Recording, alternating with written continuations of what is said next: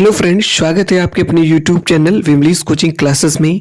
दोस्तों सीटेट 2024 का नोटिफिकेशन आ चुका है और फॉर्म भी फिलअप किए जा रहे हैं।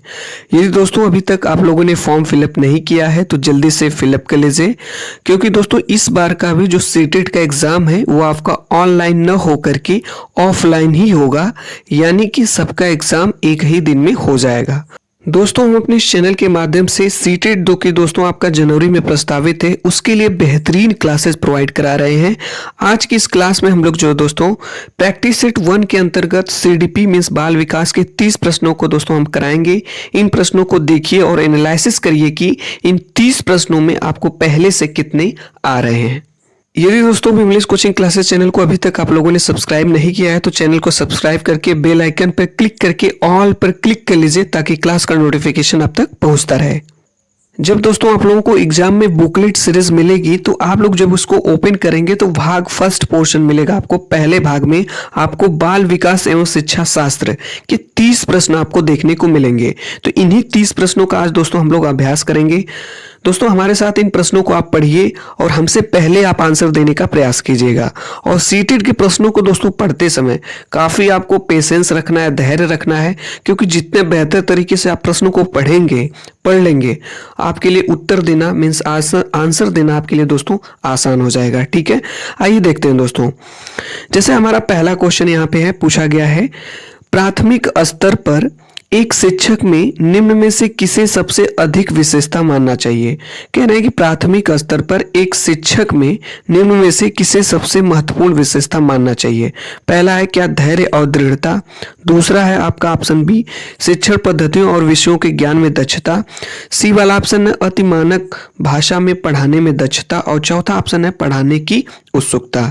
तो दोस्तों आप लोग बताइए कौन सा ऑप्शन इसमें सही होगा। ठीक है, तो ये दोस्तों पहला ही ऑप्शन सही हो जाएगा कि प्राथमिक स्तर पर अगर एक शिक्षक हैं तो उनको जो है सबसे महत्वपूर्ण विशेषता उनके अंदर यही होनी चाहिए कि उनके अंदर धैर्य और दृढ़ता होनी चाहिए। ठीक है, इसलिए ऑप्शन नंबर फर्स्ट मीन्स पहला ही सही हो जाएगा। अगले क्वेश्चन पे चलते हैं। ये दोस्तों क्वेश्चन नंबर सेकंड है। एक्चुअली में दोस्तों सीटेट में क्वेश्चंस का जो पूछे जाते हैं वो काफ़ी बड़े क्वेश्चन होते हैं। देखिए यहाँ पे जो क्वेश्चन है सेकंड पूछा गया है, जितने बड़े क्वेश्चंस होते हैं उतने ही बड़े बड़े उनके आंसर्स भी होते हैं। ठीक है, आइए देखते हैं। यहाँ पे हमारा ये क्वेश्चन नंबर सेकंड रहा। क्वेश्चन हमसे पूछा गया है कि सेकंड पूछा गया है कि एक शिक्षक अपने लोकतांत्रिक स्वभाव के कारण विद्यार्थियों को पूरी कक्षा में कहीं भी बैठने की अनुमति देता है। कुछ शिक्षार्थी एक साथ बैठते हैं और चर्चा करते हैं या सामूहिक पठन करते हैं, कुछ चुपचाप बैठकर अपने आप पढ़ते हैं। एक अभिभावक को यह पसंद नहीं आता है। इस स्थिति से निपटने का निम्न में से कौन सा तरीका सबसे बेहतर हो सकता है। ठीक है, पहला ऑप्शन आपका दोस्तों यहाँ पे है अभिभावकों को प्रधानाचार्य से अनुरोध करना चाहिए कि वे उनके बच्चों का अनुभाग बदल दें। बिल्कुल दोस्तों गलत आंसर है ये। बी वाला ऑप्शन है अभिभावकों को शिक्षक पर विश्वास व्यक्त करना चाहिए और शिक्षक के साथ समय पर चर्चा करनी चाहिए। तो दोस्तों देखिए सीटेट के कुछ कीवर्ड्स हैं, पॉजिटिव कीवर्ड्स हैं, अगर इनको आप समझ गए तो ज़्यादातर क्वेश्चन आप सही कर ले जाएंगे। ठीक है, तो यहाँ पे देखिए दोस्तों चर्चा शब्द इस्तेमाल किया गया है। तो यदि किसी ऑप्शन में चर्चा शब्द है तो ज़्यादातर पॉसिबिलिटी बनती है कि वो वाला ऑप्शन आपका बिल्कुल सही हो जाएगा। इसलिए यहाँ पे ऑप्शन नंबर बी ही सही हो जाएगा। अभिभावकों को शिक्षक पर विश्वास व्यक्त करना चाहिए और शिक्षक के साथ समय पर चर्चा करना चाहिए। ठीक है, अब हम लोग चलते हैं अगले क्वेश्चन पे। अगला क्वेश्चन हमारा ये रहा, क्वेश्चन नंबर थर्ड। बहुत ही बेहतरीन क्वेश्चन है, कई बार ये एग्जाम में पूछा गया है। ठीक है, थर्ड नंबर का, वह अवस्था जब बच्चा तार्किक रूप से वस्तुओं एवं घटनाओं के विषय में चिंतन प्रारंभ कर देता है। ठीक है, वह अवस्था जब बच्चा तार्किक रूप से वस्तुओं एवं घटनाओं के विषय में चिंतन प्रारंभ कर देता है। पहला है औपचारिक संक्रियात्मक अवस्था, दूसरा है पूर्व संक्रियात्मक अवस्था, तीसरा है मूर्त संक्रियात्मक अवस्था और चौथा है संवेदी प्रेरक अवस्था। तो दोस्तों जीन पियाजे महोदय ने 4 अवस्थाओं के बारे में उन्होंने बात की थी। तो इसमें से कौन सी ऐसी अवस्था है जिसमें बच्चा जो है तार्किक रूप से वस्तुओं और घटनाओं के विषय में चिंतन प्रारंभ कर देता है। आप लोग बताइए इसका कौन सा ऑप्शन सही हो जाएगा। तो इसका दोस्तों ऑप्शन नंबर सी सही हो जाएगा, मूर्त संक्रियात्मक अवस्था, जो 7 से 11 वर्ष तक होती है। ठीक है, इसमें जो बच्चा होता है वो तार्किक रूप से चिंतन प्रारंभ कर देता है वस्तुओं और घटनाओं के बारे में। ठीक है, अगले क्वेश्चन पे चलते हैं। ये रहा दोस्तों क्वेश्चन नंबर 4 हमारा। क्वेश्चन नंबर 4 भी काफी अच्छा क्वेश्चन है। पूछा गया है क्वेश्चन नंबर 4 कि मन का मानचित्रण संबंधित है पहला साहसिक कार्यों की क्रिया योजना से, बी वाला है मन का चित्र बनाने से, सी है मन की क्रियाशीलता पर अनुसंधान से, डी वाला है बोध समझ बढ़ाने की तकनीक से। तो दोस्तों ए वाला भी नहीं सही है आपका, बी वाला भी नहीं होगा, डी वाला भी नहीं, ऑप्शन नंबर सी सही हो जाएगा, मन की क्रियाशीलता पर अनुसंधान से। ठीक है, अगले क्वेश्चन पे चलते हैं। ये रहा दोस्तों क्वेश्चन नंबर 5। पूछा गया है कि विशेष रूप से प्राथमिक स्तर पर विद्यार्थियों की सीखने संबंधी समस्याओं को संबोधित करने का सबसे बेहतर तरीका है। कह रहे हैं कि विशेष रूप से प्राथमिक स्तर पर, किस स्तर पर? प्राथमिक स्तर पर विद्यार्थियों की सीखने संबंधी समस्याओं को संबोधित करने का सबसे बेहतर तरीका कौन सा है? पहला ऑप्शन है महंगी और चमकदार सहायक सामग्रियों का प्रयोग करना, बिल्कुल गलत हो जाएगा दोस्तों। बी वाला ऑप्शन है सरल और रोचक पाठ्य पुस्तकों का प्रयोग करना, यह भी गलत हो जाएगा। सी वाला है कहानी कथन पद्धति का प्रयोग करना, यह भी दोस्तों गलत हो जाएगा। तो ये आपका ऑप्शन लास्ट वाला बचा, क्षमता के अनुरूप विभिन्न शिक्षण पद्धतियों का प्रयोग करना, बिल्कुल सही है दोस्तों। जिस बच्चे की जितनी क्षमता है उस प्रकार से उनको शिक्षण पद्धतियों का उनके लिए प्रयोग करना, यही वाला ऑप्शन आपका सही हो जाएगा। ठीक है, अगले क्वेश्चन पे चलते हैं। ये रहा दोस्तों क्वेश्चन नंबर 6। क्वेश्चन नंबर 6 हमसे पूछा गया है कि निम्न में से कौन सा शिक्षार्थियों में सृजनात्मकता का पोषण करता है? कौन सा है जो शिक्षार्थियों में सृजनात्मकता का पोषण करता है? पहला, प्रत्येक शिक्षार्थी की अंतर्जात प्रतिभाओं का पोषण करने के अवसर उपलब्ध कराना। बी वाला ऑप्शन है विद्यालय जीवन के प्रारंभ में उपलब्धियों के लक्ष्यों पर बल देना। सी है परीक्षा में अच्छे अंकों के लिए विद्यार्थियों की कोचिंग करना। और डी वाला है अच्छी शिक्षा के व्यवहारिक मूल्यों के लिए विद्यार्थियों का शिक्षण। तो आप लोग बताइए कौन सा आंसर सही हो जाएगा? तो आंसर पहला ही सही हो जाएगा, ऑप्शन प्रत्येक शिक्षार्थी की अंतर्जात प्रतिभाओं का पोषण करने के लिए अवसर उपलब्ध कराना। अगला क्वेश्चन है क्वेश्चन नंबर 7 मीन 7 है। पियाजे के अनुसार निम्नलिखित में से कौन सी अवस्था बच्चा अमूर्त संकल्पनाओं के विषय में तार्किक चिंतन आरंभ करता है? किसके बारे में? अमूर्त संकल्पनाओं के बारे में तार्किक चिंतन आरंभ करता है। तो दोस्तों ये पहला ही ऑप्शन सही हो जाएगा, औपचारिक संक्रियात्मक अवस्था, जो 12 वर्ष या 12 वर्ष से ऊपर की अवस्था होती है उसे औपचारिक संक्रियात्मक अवस्था, और इसे ही अमूर्त संक्रियात्मक अवस्था भी कहा जाता है। ठीक है, ऑप्शन नंबर फर्स्ट मीन्स ए वाला ही सही हो जाएगा। अगले क्वेश्चन पे चलते हैं। ये रहा दोस्तों हमारा क्वेश्चन नंबर 8। पूछा गया है कि सीखना समृद्ध हो सकता है यदि कक्षा में अधिक से अधिक शिक्षण सामग्री का प्रयोग किया जाए। बी वाला ऑप्शन शिक्षक विभिन्न प्रकार के व्याख्यान और स्पष्टीकरण का प्रयोग करें। सी वाला ऑप्शन है कक्षा में आवधिक परीक्षाओं पर अपेक्षित ध्यान दिया जाए। और डी वाला है वास्तविक दुनिया से उदाहरणों को कक्षा में लाया जाए जिसमें विद्यार्थी एक दूसरे से अंतः क्रिया करें और शिक्षक उस प्रक्रिया को सुगम बनाए। यही वाला ऑप्शन दोस्तों बिल्कुल सही हो जाएगा। देखिए दोस्तों, सीटेट के प्रश्नों को सॉल्व करते समय ऐसा माना जाता है कि कुछ सीटेट के कीवर्ड होते हैं, जैसे जिस ऑप्शन में यदि चर्चा शब्द आ जाए, आपका अंतः क्रिया शब्द आ जाए, अंतः क्रिया शब्द आ जाए, आपका अवसर शब्द आ जाए, ठीक है, या जो ऑप्शन थोड़े से बड़े होते हैं वो ऑप्शंस आपकी पॉसिबिलिटी बनती है कि सही होंगे। और जिन भी ऑप्शंस में इन प्रकार के वर्ड का प्रयोग किया जाता है जिन्हें पॉजिटिव वर्ड्स कहा जाता है सीटेट के, तो ज़्यादातर पॉसिबिलिटी बनती है कि ये वाले ऑप्शन आपकी सही होते हैं। तो यहाँ पे भी देखिए दोस्तों, वास्तविक दुनिया से उदाहरणों को कक्षा में लाया जाए जिसमें विद्यार्थी एक दूसरे से अंतःक्रिया करें और शिक्षक उस क्रिया को सुगम बनाए। तो बिल्कुल यही आंसर आपका सही हो जाएगा, ऑप्शन नंबर डी हो जाएगा। ठीक है, अगले क्वेश्चन पे चलते हैं। क्वेश्चन नंबर 9 हमारा है, निम्न में से कौन से कथन को सीखने की प्रक्रिया में विशेषता नहीं मानना चाहिए? इसीलिए कहते हैं सीटेट के प्रश्नों को ध्यान से पढ़िएगा, नहीं तो गलत होने की संभावना बहुत ज्यादा हो जाएगी। ठीक है, कह रहे हैं कि कौन से कथन को सीखने की प्रक्रिया की विशेषता नहीं मानना चाहिए। पहला ऑप्शन है सीखना एक व्यापक प्रक्रिया है, बिल्कुल सही है। सीखना लक्ष्योन्मुखी होता है, बिल्कुल सही है। अनधिगम भी सीखने की एक प्रक्रिया है, ये भी सही है। और शैक्षिक संस्थान ही एकमात्र स्थान है जहां अधिगम प्राप्त होता है। ये ऑप्शन दोस्तों बिल्कुल गलत हो जाएगा, क्योंकि निगेटिव आंसर है, कह रहा है एकमात्र स्थान है, इसलिए ये आंसर आपका गलत हो जाएगा। अगले क्वेश्चन पे चलते हैं। क्वेश्चन नंबर हमारा 10 है। क्वेश्चन नंबर 10 पूछा गया है कि 5वीं कक्षा के दृष्टिबाधित विद्यार्थी के माता पिता और मित्रों द्वारा उसे दैनिक कार्यों को करने में सहायता की जानी चाहिए। क्या ये वाला ऑप्शन आपका सही हो जाएगा? या के साथ कक्षा में समान रूप से व्यवहार किया जाना चाहिए और श्रव्य श्रेणी के माध्यम से सहायता उपलब्ध कराई जानी चाहिए? बिल्कुल यही आंसर सही हो जाएगा।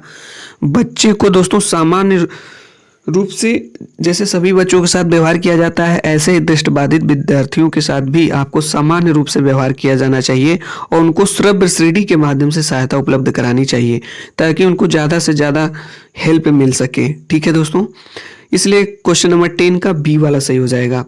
क्वेश्चन नंबर 11 पे चलते हैं। क्वेश्चन नंबर 11 हमसे पूछा गया है कि निम्न में से कौन सा बच्चे की सामाजिक मनोवैज्ञानिक आवश्यकताओं के साथ संबद्ध नहीं है, पूछा गया है। पहला है संवेगात्मक सुरक्षा की आवश्यकता, दूसरा आपका है शरीर में अवशिष्ट पदार्थों का नियमित रूप से बाहर निकलना। यही वाला दोस्तों आपका ऑप्शन सही हो जाएगा। ठीक है, अगले क्वेश्चन पे चलते हैं। क्वेश्चन नंबर 12 हमसे पूछा गया है, बहुत ही बेहतरीन क्वेश्चन है दोस्तों।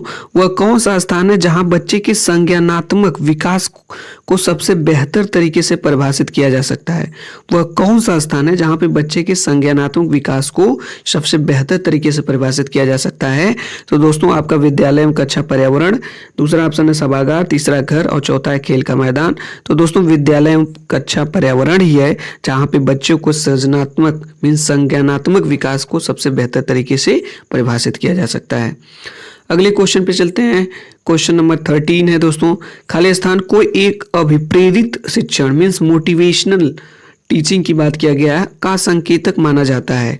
पहला है शिक्षक द्वारा दिया गया उपचारात्मक कार्य, बिल्कुल गलत दोस्तों। विद्यार्थियों द्वारा प्रश्न पूछना, बिल्कुल सही। विद्यार्थियों द्वारा प्रश्न पूछना ही अभिप्रेरित शिक्षण का संकेतक माना जा सकता है। ठीक है, कक्षा में एकदम खामोशी, नेगेटिव आंसर नहीं चलेगा। कक्षा में अधिकतम उपस्थिति दोस्तों ये भी नहीं होगा। तो ऑप्शन नंबर बी ही करेक्ट हो जाएगा, विद्यार्थियों द्वारा प्रश्न पूछना, जिसमें क्योंकि दोस्तों जब बच्चे प्रश्न पूछते हैं तो क्लास में वो एक्टिव अपने आप को फील करते हैं। ठीक है, तो यह एक प्रकार का अभिप्रेरित शिक्षण माना जा सकता है। अगले क्वेश्चन पे चलते हैं। क्वेश्चन नंबर हमारा 14 है। हमसे पूछा गया है कि निम्न में से कौन सा बुद्धिमान बच्चे का लक्षण नहीं है, पूछा गया है। बुद्धिमान बच्चे का लक्षण नहीं है वह जो प्रभावपूर्ण उचित तरीके से संप्रेषण करने की क्षमता रखता है। बी वाला ऑप्शन वह जो अमूर्त रूप से सोचता रहता है। सी वाला वह जो नए परिवेश में स्वयं को समायोजित कर सकता है। और चौथा है वह जो लंबे निबंधों को बहुत जल्दी रटने की क्षमता रखता है। बिल्कुल दोस्तों यही वाला ऑप्शन आपका सही हो जाएगा, यह बुद्धिमान बच्चे का लक्षण नहीं है। अगले क्वेश्चन पे चलते हैं। क्वेश्चन नंबर हमसे 15 पूछा गया है कि बच्चे दुनिया के बारे में अपनी समझ का सृजन करते हैं, इसका श्रेय दोस्तों जीन पियाजे महोदय को जाता है। जीन पियाजे महोदय ही नहीं बताया था कि बच्चे दुनिया के बारे में अपनी समझ का सृजन करते हैं, इसका श्रेय महान मनोवैज्ञानिक जीन पियाजे जी को जाता है। अगले क्वेश्चन पे चलते हैं। क्वेश्चन नंबर हमारा 16 है। काफी अच्छा क्वेश्चन है, लॉजिकल क्वेश्चन है। कह रहे हैं कि कृतिका अक्सर घर में ज्यादा बातें नहीं करती, लेकिन विद्यालय में वह काफी बातें करती है। यह दर्शाता है कि शिक्षकों की मांग होती है कि बच्चे विद्यालय में खूब बातें करें, यानी शिक्षक ये इनकी डिमांड होती है कि बच्चे विद्यालय में खूब बातें करें। बिल्कुल गलत दोस्तों, ऐसे शिक्षक थोड़ी नहीं चाहते हैं। बी वाला ऑप्शन कृतिका को अपना घर बिल्कुल पसंद नहीं है, ये भी दोस्तों गलत है। उसको अपना घर, प्रत्येक बच्चे को अपना घर पसंद होता है। उसके विचारों को विद्यालय में मान्यता मिलती है, बिल्कुल दोस्तों यही सही है, इसीलिए वह विद्यालय में काफी बातें करती है। चौथा ऑप्शन है विद्यालय हर समय बच्चों को खूब बात करने का अवसर देता है, यह निगेटिव आंसर है, इसलिए ये भी नहीं सही होगा। ठीक है दोस्तों, आगे चलते हैं। क्वेश्चन नंबर 17 है। 17 नंबर का क्वेश्चन हमसे पूछा गया है, एक शिक्षक को अपने शिक्षार्थियों की क्षमताओं को समझने का प्रयास करना चाहिए, निम्नलिखित में से कौन सा क्षेत्र इस उद्देश्य के साथ संबद्ध है? ये दोस्तों काफी क्वेश्चन महत्वपूर्ण है, क्योंकि कई बार एग्जाम में पूछा गया है, इसलिए इस क्वेश्चन को दोस्तों आप लोग जरूर देखिएगा।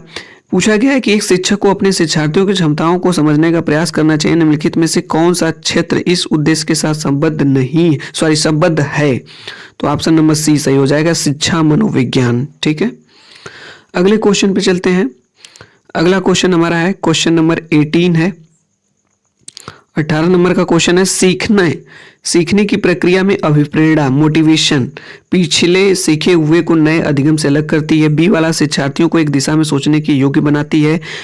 तीसरा है शिक्षार्थियों में सीखने के प्रति रुचि का विकास करती है। और चौथा है शिक्षार्थियों की स्मरण शक्ति को पैना बनाती है। बिल्कुल ये वाला ऑप्शन आपका सही हो जाएगा दोस्तों, शिक्षार्थियों में सीखने के प्रति रुचि का विकास करती है। तो जहाँ पे दोस्तों रुचि शब्द हो गया, चर्चा शब्द, अवसर शब्द, अंतःक्रिया शब्द, इस प्रकार के कीवर्ड्स अगर आ रहे हैं या कोई ऑप्शंस में दोस्तों पॉजिटिव कीवर्ड्स मिल रहे हैं तो वहाँ पे वो ऑप्शन दोस्तों संभावना होती है कि ज़्यादातर वही आपका ऑप्शन सही होगा। तो यहाँ पे आपका सी वाला ऑप्शन आपका सही हो जाएगा। अगले क्वेश्चन पे चलते हैं हम लोग जो है। अगला क्वेश्चन है क्वेश्चन नंबर 19 है। बहुत ही अच्छा क्वेश्चन ये भी है दोस्तों। शिक्षा के क्षेत्र में पाठ्यचर्या शब्दावली खाली स्थान की ओर संकेत करती है। पहला, विद्यालय का संपूर्ण कार्यक्रम जिसमें विद्यार्थी प्रतिदिन अनुभव प्राप्त करते हैं। बिल्कुल यही आंसर आपका सही हो जाएगा। दूसरा है मूल्यांकन प्रक्रिया, ये नहीं होगा। सी वाला है कक्षा में प्रयुक्त की जाने वाली पाठ्य सामग्री, ये भी नहीं होगा। शिक्षण पद्धति में पढ़ाई जाने वाली विषय वस्तु, ये भी नहीं होगा। तो दोस्तों ऑप्शन नंबर ए ही सही हो जाएगा। देखिए दोस्तों, सीटेट एग्जाम आप आसानी से क्रैक कर सकते हैं जिस दिन आप प्रश्नों को अच्छे से पढ़ना सीख गए, उनको समझ लिए अच्छे से, तो ज्यादातर क्वेश्चन आप आसानी से कर ले जाएंगे। ठीक है, अगले क्वेश्चन पे चलते हैं। क्वेश्चन नंबर हमारा 20 नंबर का क्वेश्चन है कि निचली कक्षाओं में शिक्षण की खेल पद्धति मूल रूप से आधारित है किस पे? शिक्षण पद्धति के सिद्धांतों पर, विकास एवं वृद्धि के मनोवैज्ञानिक सिद्धांतों पर। सी वाला है शिक्षण के समाजशास्त्री सिद्धांतों पर। डी वाला है शारीरिक शिक्षा कार्यक्रम मुख्य सिद्धांतों पर। तो ऑप्शन नंबर दोस्तों बी वाला ही सही हो जाएगा, विकास एवं वृद्धि के मनोवैज्ञानिक सिद्धांतों पर।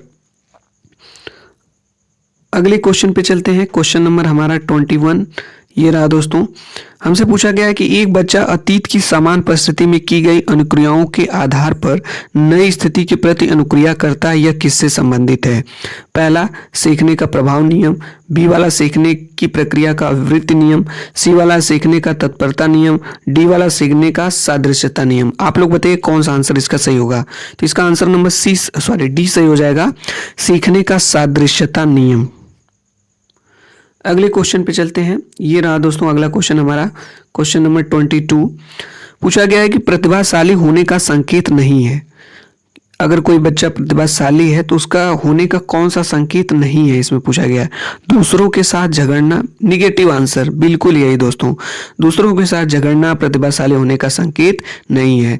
अभिव्यक्ति में नवीनता, ये प्रतिभाशाली होने का संकेत है। जिज्ञासा भी है और सृजनात्मक विचार, ये तीनों प्रतिभाशाली होने का संकेत है। और दूसरों के साथ झगड़ना, ये प्रतिभाशाली होने का संकेत नहीं है। क्वेश्चन पे चलते हैं। क्वेश्चन नंबर हमारा 23 है। पूछा गया है कि विशेष आवश्यकता वाले बच्चों को शिक्षा उपलब्ध कराई जानी चाहिए। विशेष आवश्यकता वाले बच्चों को शिक्षा उपलब्ध कराई जानी चाहिए। पहला है विशेष विद्यालयों में विशेष बच्चों के लिए विकसित पद्धतियों द्वारा। बी है विशेष विद्यालयों में। सी है विशेष विद्यालयों में शिक्षकों द्वारा। और डी है अन्य सामान्य बच्चों के साथ। तो दोस्तों अन्य सामान्य बच्चों के साथ ही विशेष आवश्यकता वाले बच्चों को भी शिक्षा उपलब्ध कराई जानी चाहिए, क्योंकि समावेशी शिक्षा में सभी बच्चे हमारे लिए क्या है? समान है। अगले क्वेश्चन पे चलते हैं। क्वेश्चन नंबर 24 हमसे पूछा गया है, आकलन को उपयोगी और रोचक प्रक्रिया बनाने के लिए खाली स्थान के प्रति सचेत होना चाहिए। अगर आप आकलन को उपयोगी और रोचक प्रक्रिया बनाना चाह रहे हैं तो के प्रति खाली स्थान दिया है सचेत होना चाहिए। पहला ऑप्शन, विद्यार्थियों को बुद्धिमान या औसत शिक्षार्थी की उपाधि देना। बी वाला ऑप्शन है शैक्षिक अवसर, शैक्षिक क्षेत्रों में विद्यार्थियों के सीखने के बारे में जानकारी प्राप्त करने के लिए विविध तरीकों का प्रयोग करना। और सी वाला ऑप्शन आपका है प्रतिपुष्टि फीडबैक देने के लिए तकनीकी भाषा का प्रयोग करना। और डी वाला अलग अलग विद्यार्थियों में तुलना करना। तो ऑप्शन नंबर दोस्तों बी वाला ऑप्शन आपका सही हो जाएगा, क्योंकि दोस्तों विविध शब्द भी सीटेट का पॉजिटिव कीवर्ड है। ठीक है, तो इसको भी ध्यान में रखिएगा। जहां पे भी विविध शब्द होगा, ये वाला ऑप्शन भी आपका दोस्तों ज्यादातर पॉसिबिलिटी होगी कि सही होगा। अगले क्वेश्चन पे चलते हैं। 25 नंबर का क्वेश्चन पूछा गया है, डिसलेक्सिया किससे संबंधित है? पहला है गणितीय विकास, दूसरा पठन विकार, तीसरा व्यवहार संबंधी विकास और चौथा है मानसिक विकास। तो हो जाएगा पठन विकार, ऑप्शन नंबर बी। डिसलेक्सिया जो है पठन विकार से संबंधित होता है। अगले क्वेश्चन पे चलते हैं दोस्तों। 26 नंबर का क्वेश्चन है, हमसे पूछा गया है कि बच्चों की सीखने की प्रक्रिया में माता पिता को भूमिका निभानी चाहिए, यानी कि बच्चों की सीखने की प्रक्रिया में माता पिता को किस प्रकार की भूमिका निभानी चाहिए? तो दोस्तों ऑप्शन नंबर पहला ही सही हो जाएगा, अग्रोन्मुखी भूमिका निभानी चाहिए। और हमसे 27 पूछा है कि विकास कभी न समाप्त होने वाली प्रक्रिया है, यह विचार किससे संबंधित है? ये दोस्तों विकास कभी न समाप्त होने वाली प्रक्रिया है, तो ये आपका निरंतर चलती रहेगी, इसलिए निरंतरता का सिद्धांत हो जाएगा। अगले क्वेश्चन पे चलते हैं। क्वेश्चन नंबर 28 हमसे पूछा गया है कि क्वेश्चन नंबर 28 कि सीखने के अंतर्दृष्टि सिद्धांत को किसने बढ़ावा दिया है? सीखने के अंतर्दृष्टि सिद्धांत को किसने बढ़ावा दिया? तो दोस्तों इसको जो है गेस्टाल्ट सिद्धांतवादियों ने बढ़ावा दिया था, तो ऑप्शन नंबर डी सही हो जाएगा। अगला क्वेश्चन हमसे पूछा गया 29 नंबर का, निम्नलिखित में से किस अवस्था में बच्चे अपने समवयस्क समूह के सक्रिय सदस्य बन जाते हैं? कह रहे हैं किस अवस्था में बच्चे समवयस्क समूह के सक्रिय सदस्य हो जाते हैं? पहला है प्रौढ़ावस्था, दूसरा है पूर्व बाल्यावस्था, सी वाला है बाल्यावस्था, डी वाला है किशोरावस्था। तो किशोरावस्था दोस्तों आपका ऑप्शन सही हो जाएगा। कि क्लास का अंतिम क्वेश्चन है क्वेश्चन नंबर 30। हमसे पूछा गया कि बच्चों के बौद्धिक विकास की 4 विशिष्ट अवस्थाओं की पहचान की गई है। पूछा गया है कि बच्चों के बौद्धिक विकास की 4 विशिष्ट अवस्थाओं की पहचान की गई किसके द्वारा? तो दोस्तों ये हो जाएगा ऑप्शन नंबर सी, पियाजे द्वारा। तो ये दोस्तों आपके आज प्रैक्टिस सेट 1 के अंतर्गत बाल विकास मीन्स CDP के आपके 30 प्रश्न रहे।